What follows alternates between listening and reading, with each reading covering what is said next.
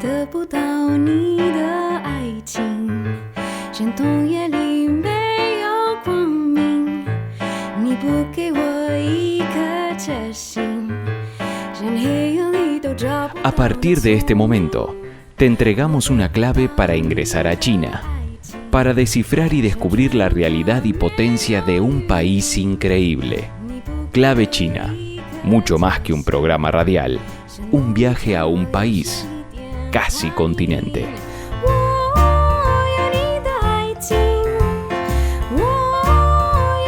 Hola, ¿cómo están? Aquí desde Argentina, Buenos Aires, nuestra voz, nuestra música y toda la actualidad del país asiático. Aquí sí, en Clave China, compartiendo con nuestros amigos y amigas de distintos lugares del mundo esta pequeña ventana desde donde ver a este país casi continente. Y hoy vamos a compartir un tema, entre otros, que inspira esta pequeña apertura, el uso de las máscaras en las culturas asiáticas. Hoy nos centramos en Corea. Ya escucharemos algo más sobre esta cultura fascinante en la charla que mantuvimos con la experta Mercedes Giuffre. Pero el tema me dejó pensando, ¿o acaso nuestra vida no se parece en mucho a una gran escena de teatro? ¿Somos personas que representamos algo? ¿Cuál es nuestra máscara? ¿La que oculta nuestro rostro, nuestros gestos? Todos tenemos una máscara o varias.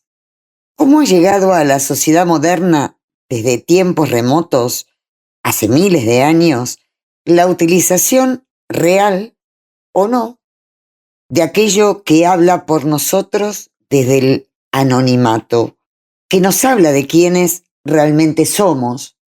Porque el rostro y máscara son cosas distintas. El rostro se entiende aquello que singulariza a cada ser humano. Ahora bien, en la antigüedad la máscara servía para hablar y desarrollar un sentido crítico, muchas veces hacia las clases dominantes, aunque no siempre cumplía estos objetivos. También era entretener, pedir protección a los dioses, en fin. Pero en la sociedad actual, representamos los ciudadanos al pueblo. ¿No será que el siglo XXI nos va clasificando con distintas máscaras para que todos cumplamos un rol en esta inmensa obra de teatro que es la sociedad del consumo? El ser humano, pregunto, su verdadero rostro, ¿ha sido derrotado y es solo representado por máscaras ajenas a su esencia? Ay, qué temita ¿no? Pero dejo estas reflexiones de lado. Quizás sea muy temprano para pensar en todo esto. Cuento para que me represente la máscara de la música, una manera de encontrarme con mi verdadero rostro o con el que yo creo que tengo. ¿Y ustedes qué piensan?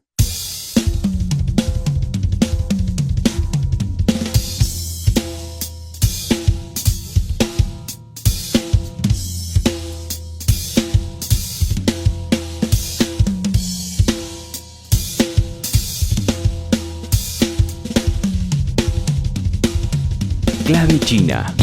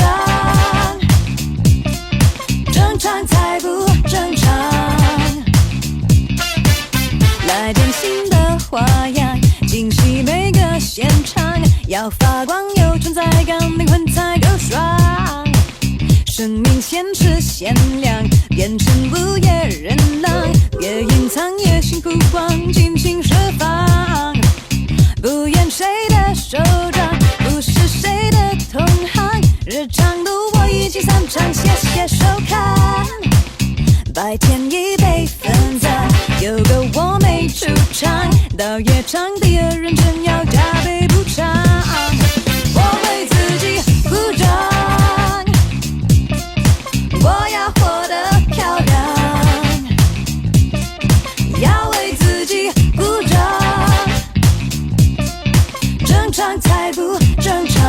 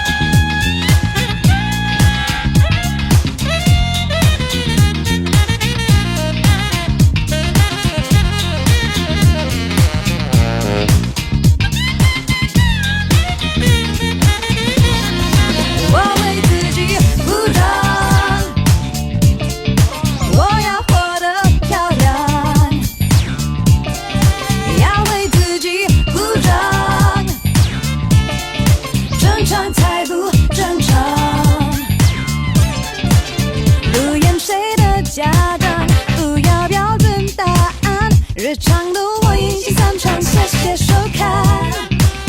白天已被分担，有个我没出场，到夜场第二人生要加倍补偿。我为自己鼓掌，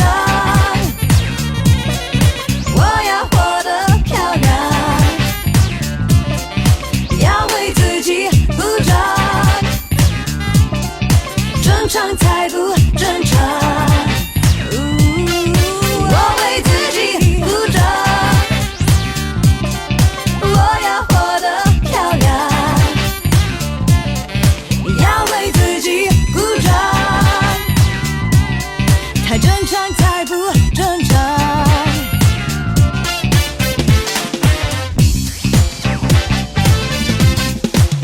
Y llegó China en clave de noticias con lo más relevante en materia informativa de la semana del país asiático. No será nuestro colega Enrique Gon del grupo de medios de China quien nos los cuente. Seré yo circunstancialmente. Él está arriba de un tren de alta velocidad llegando a Beijing. Y de esta manera presentamos como siempre China en clave de noticias.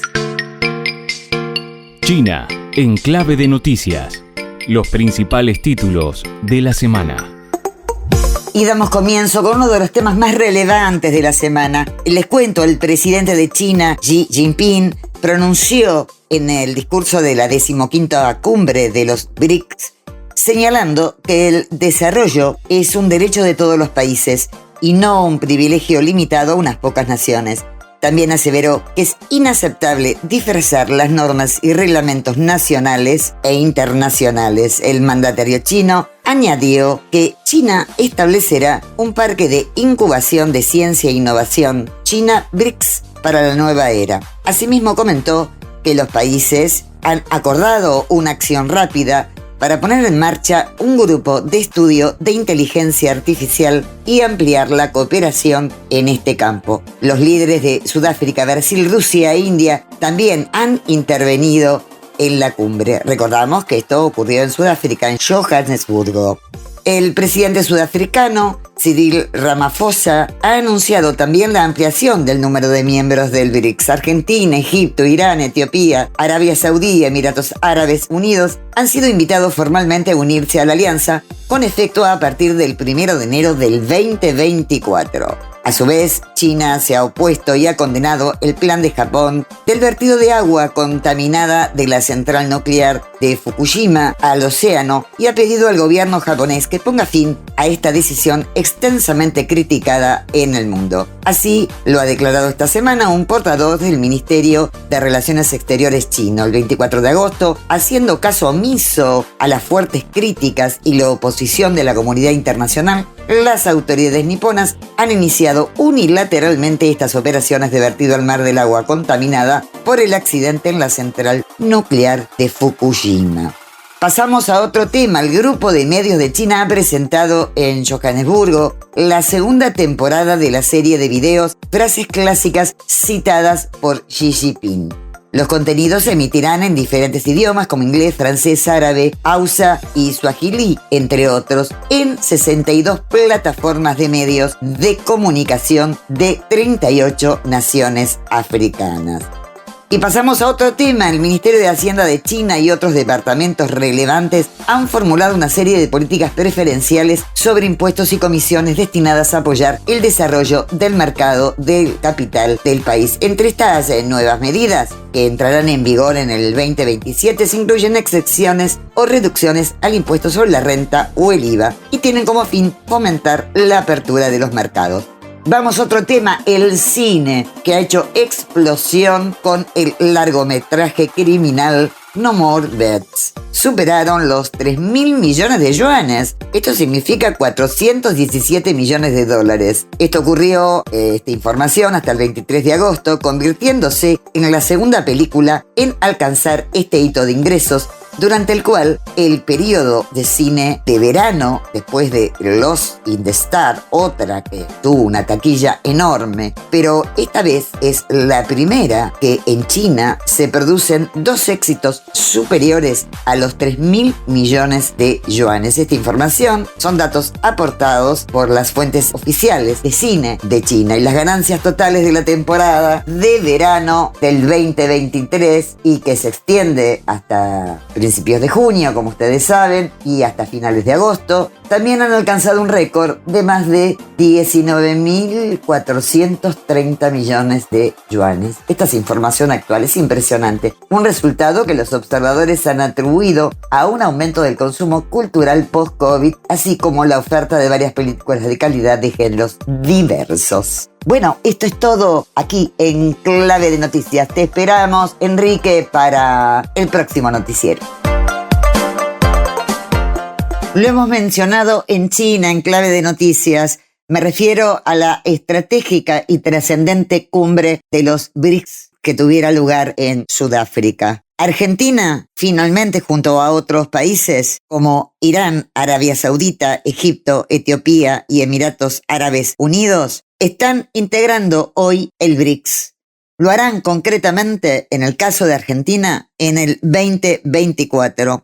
Todos estos países concentramos el 42% de la población mundial, superando el 30% del Producto Bruto Interno, además de producir un tercio de la producción global de cereales. Y representan el 30% del territorio del planeta y el 18% del comercio internacional. Pero claro, las potencias occidentales metieron la cola tratando de boicotear esta integración en la cumbre de los BRICS. Me refiero a Estados Unidos y Gran Bretaña. Y también la oposición al gobierno argentino, quienes expresaron su rechazo a la incorporación de los BRICS como parte de su campaña camino a las elecciones presidenciales que tiene Argentina en octubre de este año. Esperemos que Argentina pueda integrarse definitivamente en el 2024 a este organismo que traerá muchísimas oportunidades de desarrollo. Escucharemos ahora brevemente la semblanza que tuvo esta cumbre de los BRICS al ser inaugurada hace unos días atrás. El posible ingreso de nuevos países al BRICS y la creación de una moneda común que ayude a la desdolarización en el mundo son los principales temas que deben marcar la cumbre del bloque de la semana entrante, según afirmó a CGTN en español la directora del Centro de Estudios e Investigaciones del BRICS, Ana García. Quinta cumbre del BRICS, el grupo de potencias emergentes que reúne a Brasil, Rusia, India, China y Sudáfrica, y que se celebrará la semana que viene en el país africano, es muy importante para el bloque, tanto por ser la primera en que los jefes de Estado de los países miembros realizarán presencialmente tras la pandemia de la COVID-19, como por los temas que deben ser abordados. Una cúpula muy importante. Es una cumbre muy importante que me recuerda el momento de fortaleza en Brasil en 2014, cuando se creó el nuevo Banco de Desarrollo y el Acuerdo de Reservas Contingentes. Es un momento de un gran punto de inflexión Es un gran paso que van a dar los BRICS. En primer lugar, al ser la primera cumbre presencial después de la pandemia, por fin se van a reunir los líderes y también los asesores y la sociedad en su conjunto, investigadores, profesores. En segundo lugar, es un momento de gran transacción, porque se van a acordar cuestiones muy importantes para el grupo. El primero de ellos, la cuestión de la ampliación. La cumbre debe señalarlo. El segundo paso es negociar los criterios, el calendario y las negociaciones para este proceso. El segundo punto muy importante es el debate y el avance sobre los circuitos no dolarizados, que es otro paso fundamental hacia un sistema internacional muy popular que no dependa únicamente de un país o de una moneda. Según divulgó el gobierno brasileño, al menos 22 países expresaron formalmente su intención de formar parte del BRICS. La entrada de nuevos miembros será uno de los temas a ser tratados en la cumbre gracias a la importancia que ha ganado el bloque, que se ha convertido en un polo con mucha importancia geopolítica. A coalizão de países BRICS, ela se tornou uma espécie de imã. La coalición de los países BRICS se ha convertido en una especie de imán, una especie de polo de atracción para todos aquellos países del mundo que se han visto afectados por las políticas negativas llevadas a cabo por las potencias occidentales. Cuando los BRICS nacieron como grupo político que se reunió en una cumbre en Ekaterimburgo en 2009, su agenda común era la reforma de las instituciones financieras multilaterales. Son economías muy importantes en sus regiones, o como China, una gran economía mundial, pero la representación, los votos y las voces de estos países en las instituciones existentes no se correspondían. Así que la primera agenda común de los BRICS en aquel momento fue una agenda para reformar la arquitectura financiera internacional. Hoy en día, los BRICS no solo tienen esta demanda común, más que eso, el grupo BRICS se ha convertido en un centro de peso geopolítico, una articulación con una característica más geopolítica, tanto desde el punto de vista de las tecnologías y los intentos continuos de los Estados Unidos y sus aliados para contener las tecnologías chinas, como ahora se ha hecho más evidente el contexto del conflicto en Ucrania. Otro tema que los 5 mandatarios deben tratar es establecer una moneda común entre los países del bloque, algo que, de concretarse, ayudaría a disminuir la importancia del dólar a nivel mundial, aunque no será un proceso fácil. ¿Cuál es la posibilidad de crear tu propia moneda o utilizar otras monedas? Tenemos dos posibilidades. Una cesta de monedas. Esta es la posibilidad más factible, porque no dependes de otro país o de otro banco central para emitirla. Todos los países formarán esta cesta y entonces podrás intercambiar las monedas nacionales. Brasil y Argentina ya lo han hecho, así que ya hay experiencia. El nuevo Banco de Desarrollo de los BRICS, el NDD, busca cada vez más préstamos en los mercados nacionales y représtamos en ese mismo mercado, como hizo con el renminbi en China o rands en Sudáfrica.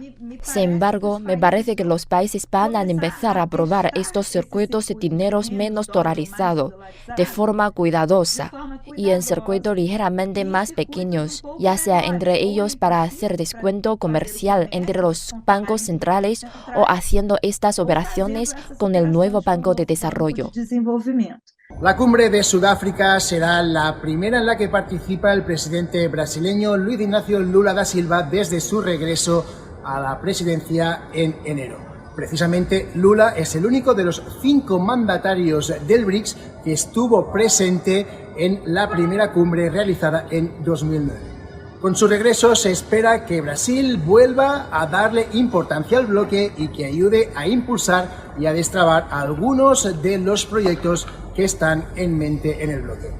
Pau Ramírez, CGTN en español, Sao Paulo, Brasil. Quiero compartir con ustedes las palabras del presidente chino Xi Jinping, que expresó en el marco de la cumbre de los BRICS que la sociedad humana está acercándose a una coyuntura crítica y tiene que decidir si mantiene la paz y la estabilidad o cae en el abismo de una nueva guerra fría. Las declaraciones de Xi fueron realizadas en un discurso leído por el ministro chino de Comercio Wang Wentao en el Foro Empresarial del BRICS 2023.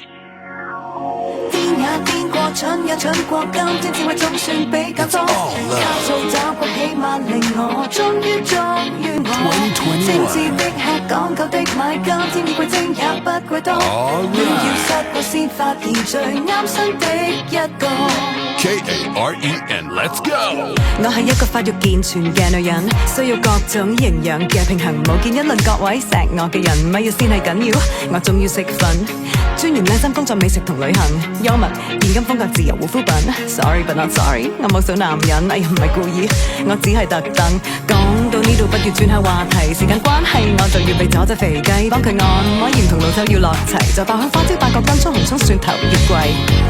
加啲熱水冰糖豉油做個底，再放翻主角落去溫柔仔禮抹火冚蓋3分鐘，voilà啦咁就搞掂呢隻詞語國際嘅豉油雞。癲呀癲過，蠢呀蠢過，今天智慧總算比較多，靠就找個起碼令我終於忠於我，精緻的吃講究的買，今天以貴精也不貴多，戀要失過先發現最啱身的一個。整開甜品做乜飛然教人整雞，出國太耐孝敬下自己個香港胃，伴侶錫你咪整佢食當係獎勵，阿嫲嗰代先會煮啲好嘢博佢留低，正如以前我 shopping 數以噸計，全部都係諗住再俾某個人睇，事到如今就算已經同佢一齊，個人風格夢想價值都唔想跪低，放大了愛別放低了自尊先好，各自跳舞夜了家裏互相修補，愛侶亦要各有自決，要 follow your own feelings，我性感他不准講數，你着返好呢件浴袍。癲也癲過，蠢也蠢過，今天智慧總算比較多，卡中找個起碼令我終於忠於我，精緻的吃講究的買，今天以貴精也不貴多，戀要失過先發現最啱身的一個，苦也苦過，甘也甘過，今天智慧總算比較多，等你走去等你食去，好好修補我。有結構愛有結構，今天以為精也不貴多，反正一切優雅扮相，只需討好我。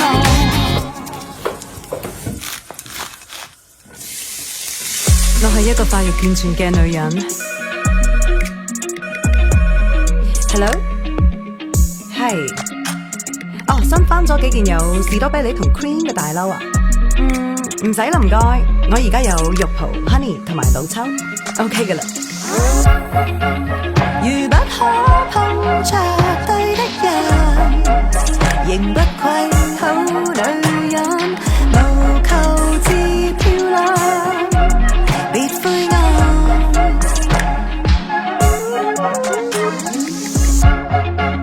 如不可碰着對的人，仍不愧好女人，頑強地購買。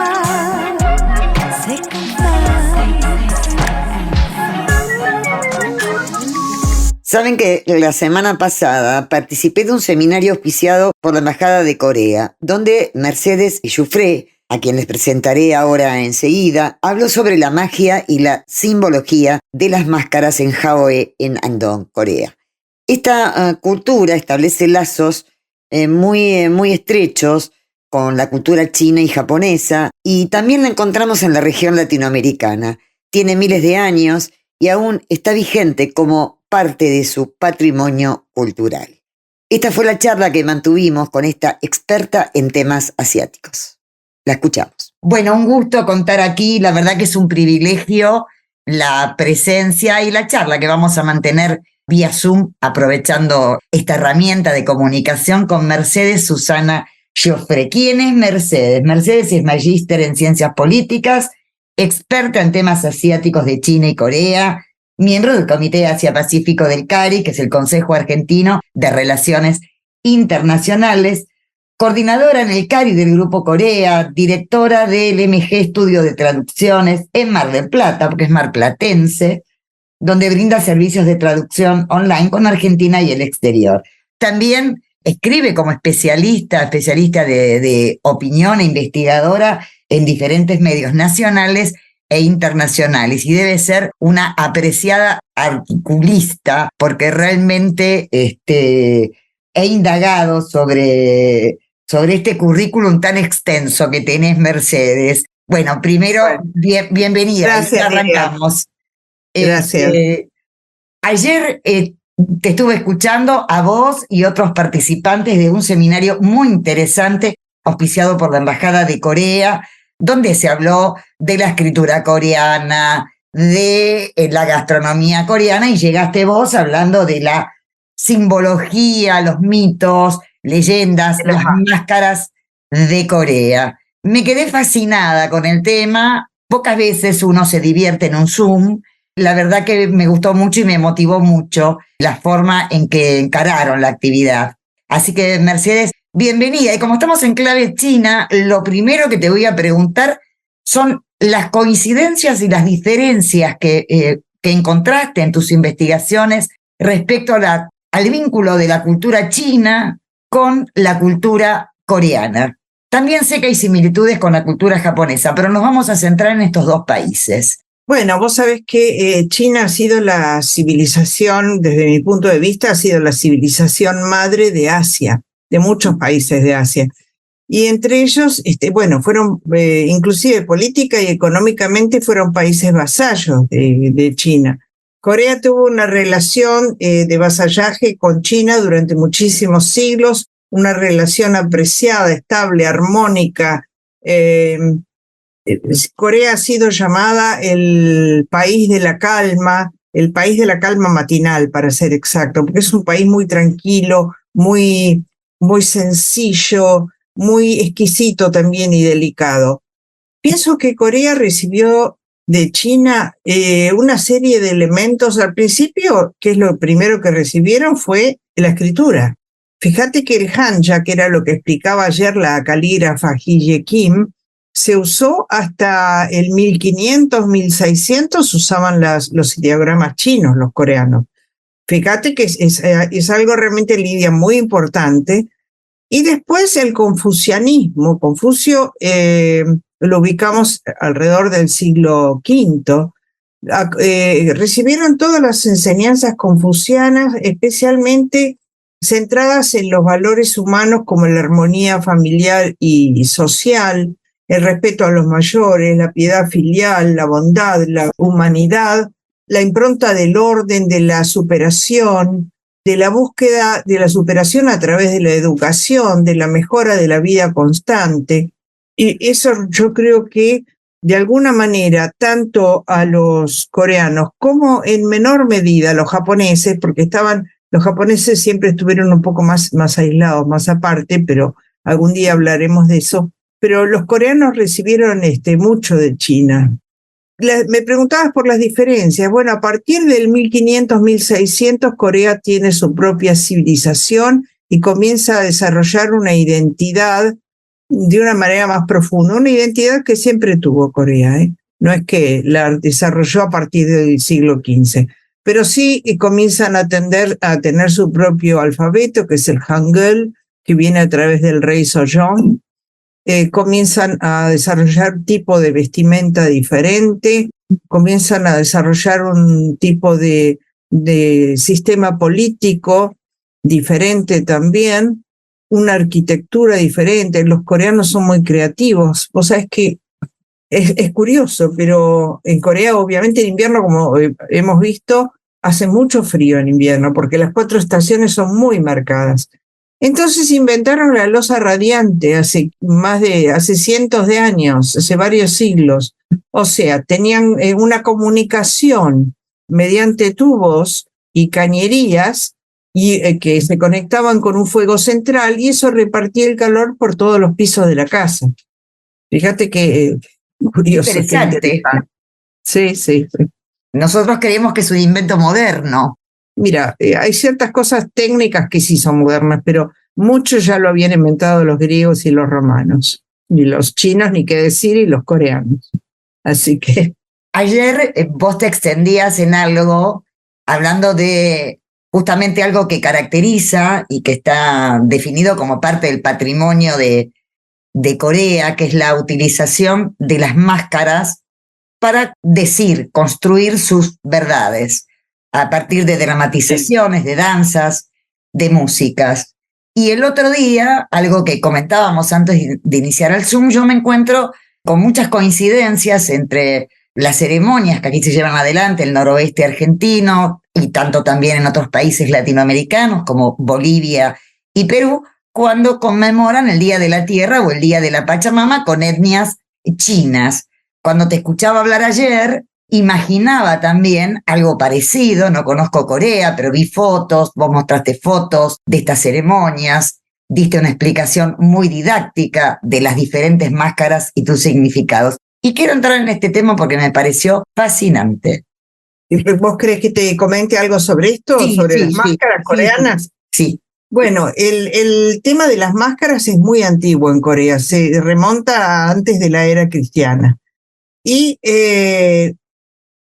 existió una leyenda donde dice que ¿querés que te cuente un poquito de esta leyenda? Sí, me encantaría. Las máscaras se crearon, según la leyenda, cuando una de las tantas pestes y epidemias como la viruela asolaban a un pueblo. Además había una tremenda hambruna en la aldea. Corea no tiene recursos naturales, sin embargo, fíjate que es la 10ª economía del mundo en este momento, no tiene recursos naturales. Y entonces este joven pidió a los dioses que lo ayudaran. Los dioses le dicen que sí, que lo van a ayudar con una condición, que él cree 12 máscaras para teatralizaciones dramáticas con la condición de que durante 100 días que va a demorar la construcción de estas máscaras, nadie puede verlo y él no puede tener contacto con nadie. Entonces este joven rodea su casa con cuerdas, tapa las ventanas con papel de arroz, pero la novia al día 99 parece que ya no soportaba tanta distancia, hace un agujerito en el papel de arroz de la ventana y lo mira. Y cuando lo mira, lo condena porque el joven cae muerto. Entonces, ella también, a su vez, viendo lo que había causado su acción, se suicida. Y lo interesante de toda esta historia, que posiblemente no sea cierta, es que hay 12 máscaras que tienen diversos significados. Y las máscaras están tanto para ocultar como para mostrar. Y eso es lo que yo les explicaba ayer. ¿Qué es lo que ocultan? Ocultan la verdadera cara del artista. Y las usan en distintos tipos de ceremonias. Las usan en ceremonias de apertura, de inicio de la cosecha. Las usaban para divertir al pueblo, para entretenerse, como una manera de festejar.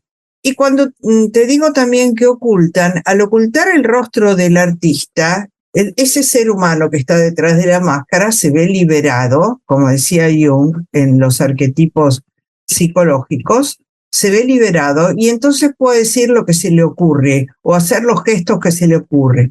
Algunas de las máscaras podían hablar, que las vimos cuáles eran, sería un poco largo de enumerarlas ahora. En realidad hay 12 máscaras, 2 de ellas se perdieron. De las 10 que hay, solo 4 tienen mandíbula para hablar y pueden hablar. Las otras simplemente hacen gestos.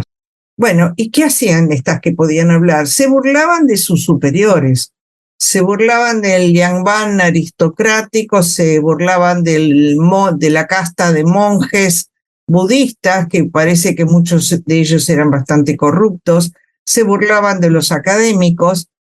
Y en una sociedad confuciana, y ahí volvemos de nuevo a Confucio, con unas reglas tan pautadas, tan cerradas, tan limitadas como las confucianas, en una sociedad de jerarquías, donde no se podía cambiar de jerarquía, la única forma que tenían ellos de expresión era a través de una máscara y a través de las burlas que hacían con la máscara, porque los coreanos tienen un gran sentido del humor, los chinos también, son muy divertidos, pero los coreanos tienen un gran sentido del humor.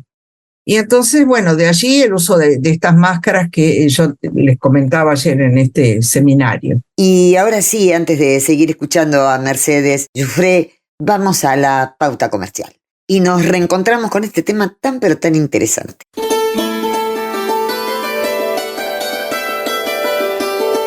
Clave China, una llave para abrir y descubrir el fascinante mundo que nos ofrece China en todas sus dimensiones. Y ahora de regreso, para los que recién se enganchan, estamos con la experta en cultura asiática e investigadora Mercedes Giuffre.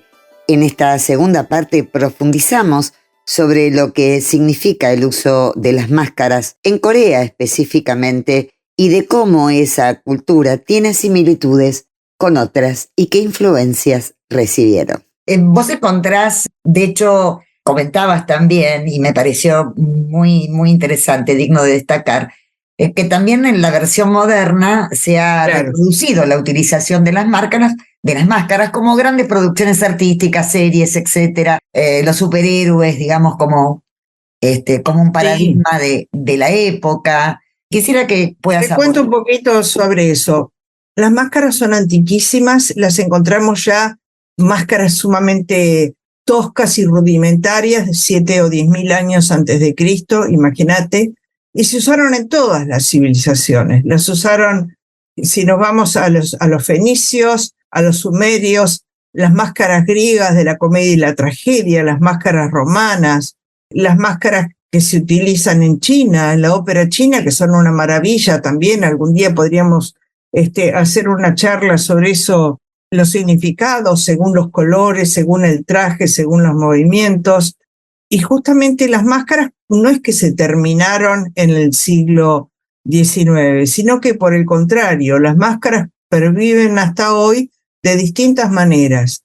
Y yo les contaba el caso de la máscara de Anonymous. Anonymous es un movimiento de gente que son activistas cibernéticos por el bien, digamos, ¿no? Entonces, cuando ellos ven alguna situación que según sus puntos de vista éticos no se corresponde con lo que debería, se unen en todos, es una comunidad cibernética, y atacan distintos portales, como hicieron cuando fue la invasión de Rusia a Ucrania, atacaron una serie de portales rusos de distintos tipos. Pero después, Lidia, fíjate que tenemos todos los superhéroes de los cómics, Batman, Superman, el Hombre Araña, Capitán América, Maravilla y el Hombre Verde y Flash Gordon. Sí. Todos esos tienen máscaras. Por algo, ese es un poco el poder que la máscara transmite.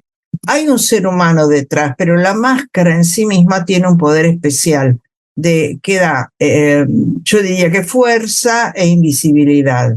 Los de Anonymous, por ejemplo, usan las máscaras de Guy Fawkes, que fue un personaje inglés del siglo XVII que quiso volar el Parlamento de Inglaterra, nada menos, pero lo descubrieron, el pobre Guy Fawkes terminó ahorcado. Entonces ellos, como una especie de... Los de Anonymous, como una especie de lucha contra los poderosos, es que usan la máscara de Y después, algo que todos tu audiencia debe conocer, es la máscara de Dalí que usaron los de La Casa de Papel. Exacto.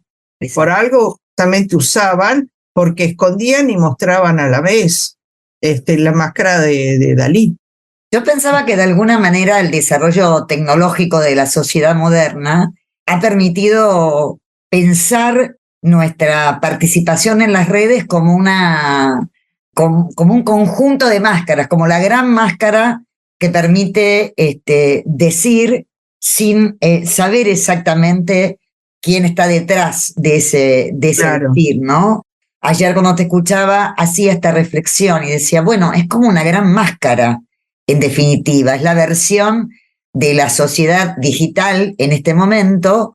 Y no me resulta, a la hora de pensar como parte de las culturas más primitivas, no en el sentido de que sean culturas degradadas en relación a la cultura moderna, todo lo contrario, sino que me parece que tenían hasta una mejor estética, ética y prestancia, mucho más decidida que lo que vemos ahora, a la hora de pensarnos en ese decir desde un lugar donde nuestra máscara sería esa fuente anónima que nos permite decir cualquier cosa, ¿no? A lo mejor todos llevamos una máscara, porque hay ciertas cosas que no las decimos porque no son políticamente correctas. Y en cierta forma, en la vida llevamos una máscara, no decimos exactamente todo lo que pensamos. Y exactamente, creo que es así y que estamos viviendo en la sociedad actual esta situación es mucho más tangible que en otras oportunidades, ¿no? cuando se habla de sorpresas, cuando se habla de lo imprevisible.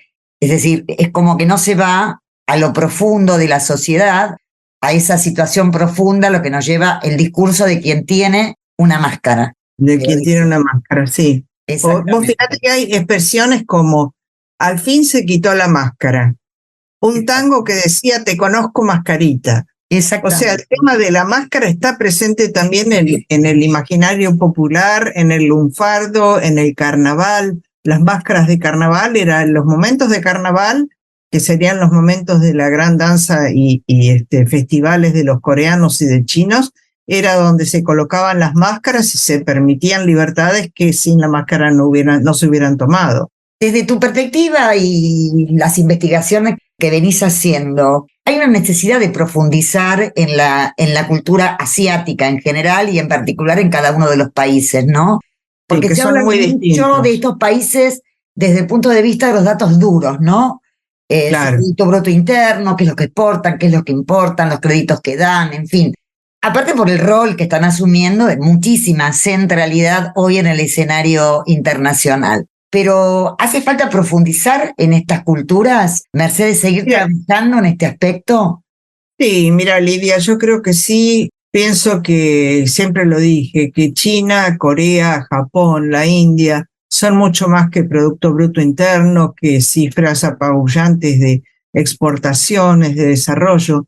Tienen una cultura, sobre todo, la India y China son las dos civilizaciones más antiguas que existen hoy, que perviven hoy en el mundo. La coreana también es muy antigua, pero no tanto.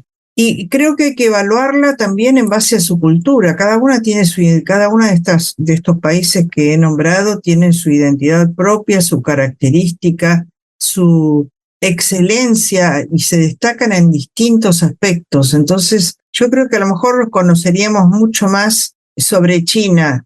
Lo digo por las misiones comerciales que van, que a veces, por lo que leo, no van bien preparadas. O sea, cuando viajas a China en una misión comercial, sea para comprar o sea para vender, tenés que ir preparado, tenés que conocer sus pautas de protocolo, tenés que saber qué hacer y qué no hacer para meter la pata.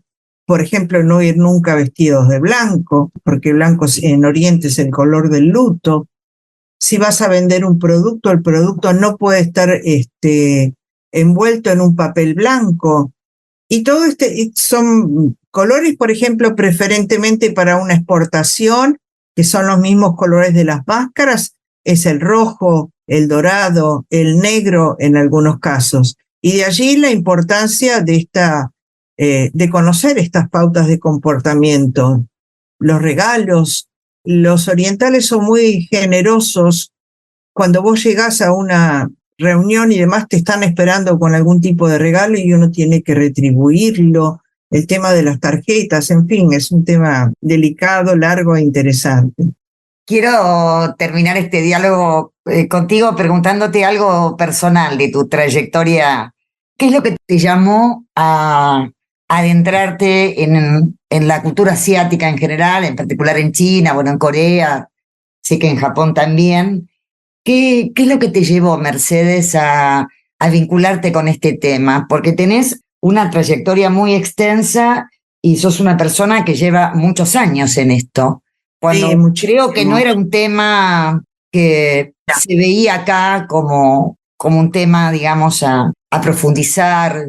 No había mucha gente. Mira, Lidia, yo en los 80s me dediqué, a mí me interesó Oriente desde siempre, India, China, Japón, Corea. Te diría desde que era una niña, pasando por adolescente, leía todo. En mi casa había una buena biblioteca. Y entonces todo lo que mi mamá era una gran admiradora de la India, hacía yoga, estudiaba todo, estudió sánscrito y conocía mucho el pensamiento de la India. Yo me fui para el lado de China y de Corea después. Y en los 80, cuando ya estando en la facultad, digo que me voy a dedicar al estudio de China, ¿sabes qué me dijeron? China, me dice, ¿para qué si ahí no pasa nada? Pero yo veía que estaba pasando algo. Te estoy hablando de 1981, 82. China era ya se notaba que después de la revolución y en los 80, después de la caída de la desastrosa revolución cultural que tanto perjuicio le causó a China, reconocido por los chinos mismos, había todo un movimiento interno que se destacaba. Bueno, y ahí es cuando yo me dedico a estudiar profundamente a China y después a Corea como civilización muy singular también.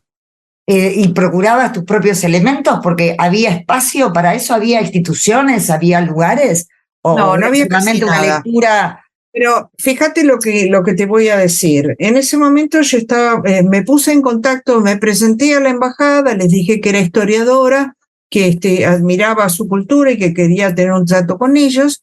Y en toda la década del 80, yo me puse en contacto con la embajada, sobre todo con el consejero cultural Su Weiben, que se puso inmediatamente a mi disposición. Y yo todos los sábados en la biblioteca municipal de acá de Mar del Plata, que tiene un excelente microcine, pasaba documentales de China. La sala era de 250, 300 personas. Yo llenaba las salas todos los sábados. Y en ese momento, fíjate, Lidia, no había CD ni nada por el estilo.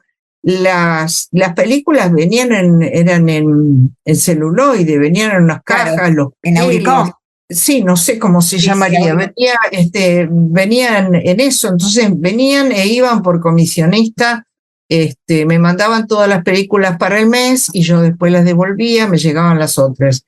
¿Por qué te comento esto también? Porque desde hace unos años, sobre todo en la última gestión de la última consejera cultural, no se pudo hacer nada con la embajada. Es como que el crecimiento de China los hizo pensar, y esto tal vez que te diga no es muy políticamente correcto, que estaban más allá de todo. Entonces, a todos los que estuvimos con China, a mí el gobierno de China personalmente me invitó, me becó en 1991, recorrí durante un mes y medio toda China, invitada por el gobierno chino.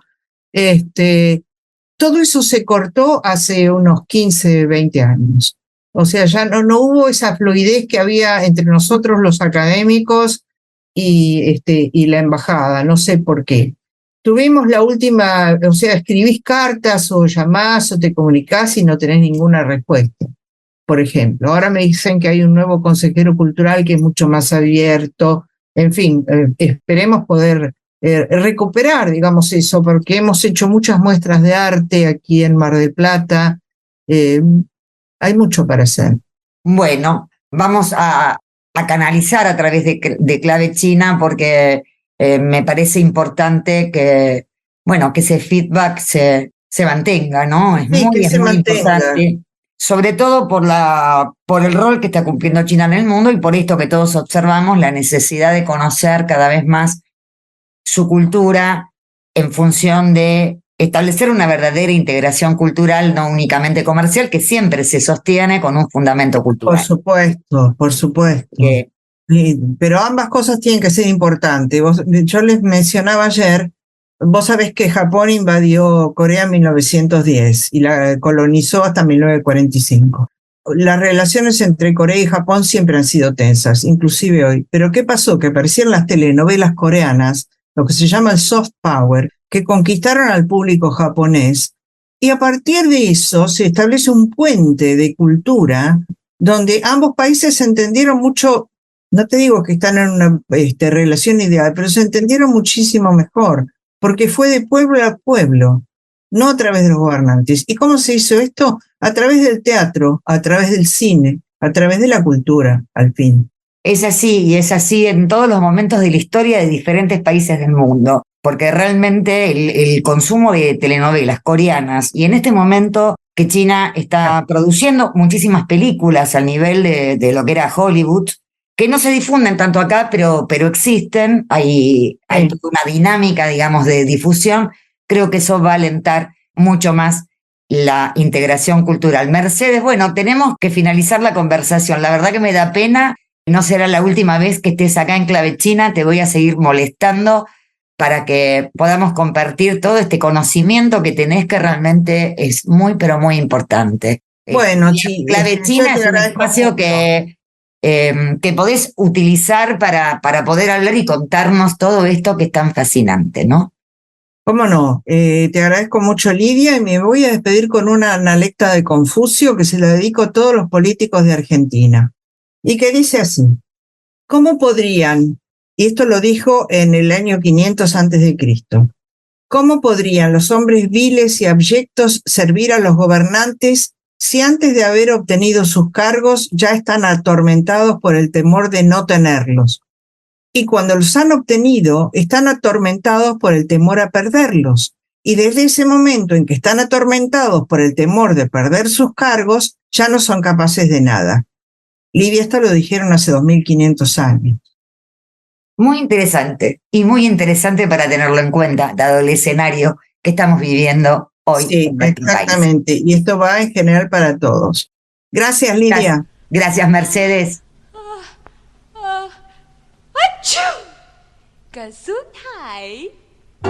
Clave China.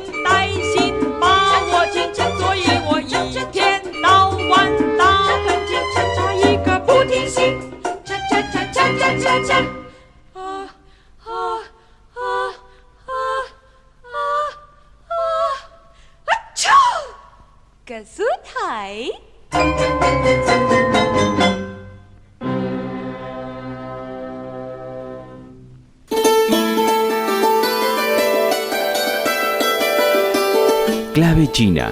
Y ya nos vamos a tratar el tema BRICS en el próximo programa por la trascendencia que tiene, augurando que la cooperación entre países se profundice desde el perfil que nos propone esta iniciativa que practica el multilateralismo. Nos vemos hasta la semana que viene.